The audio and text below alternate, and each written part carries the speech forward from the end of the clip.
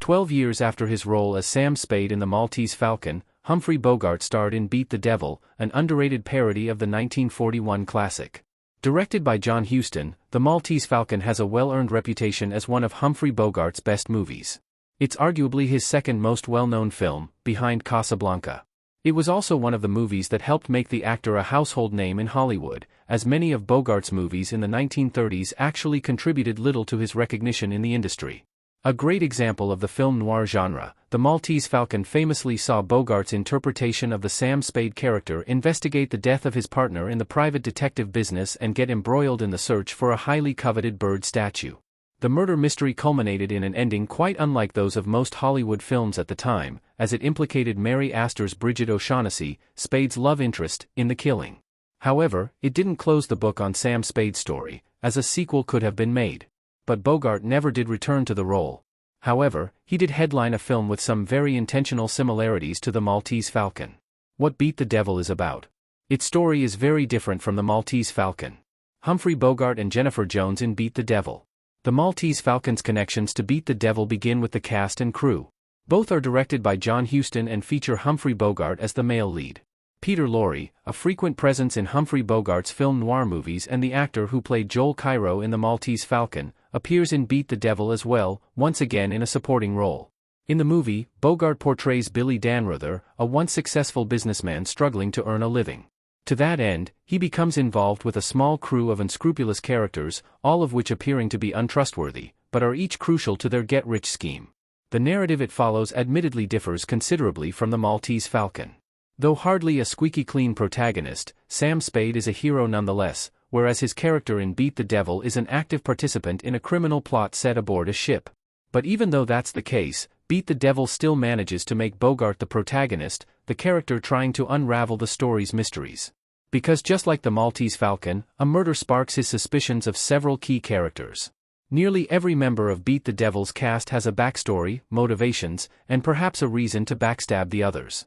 How Beat the Devil parodies The Maltese Falcon. Beat the Devil humorously spoofs several elements of The Maltese Falcon. Despite the differences in the story, Beat the Devil contains some interesting parallels to The Maltese Falcon that go beyond the actors and director. Beat the Devil utilizes several of the character archetypes and story tropes found in The Maltese Falcon, but employs a much more over-the-top approach. This allows it to come across as a comedic take on both The Maltese Falcon and film noir in general. In contrast to The Maltese Falcon and countless other film noir like it, Beat the Devil doesn't attempt to take itself seriously as it gradually unravels its mysteries and develops its characters. One example of this is the partnership between Peter Lorre's Julius O'Hara and Robert Morley's Peterson. The shady duo is reminiscent of a previous pairing in several other film noir movies, namely Peter Lorre and Sidney Greenstreet. The two served as antagonists to Sam Spade in The Maltese Falcon, with Beat the Devil appearing to take inspiration from their roles, albeit with Morley replacing Greenstreet. In both movies, Lorre is the expendable pawn of his more calculating and sinister associate. What's more, Bogart himself appears to be leaning on The Maltese Falcon in Beat the Devil. With Billy, Bogart captures some of the same quirks that made Sam Spade and several of his other characters staples of the film noir genre, but willfully depicts them in a more satirical manner. There's also the dynamic between Bogart and one of the two female leads, Jennifer Jones' Mrs. Gwendolyn Chelm.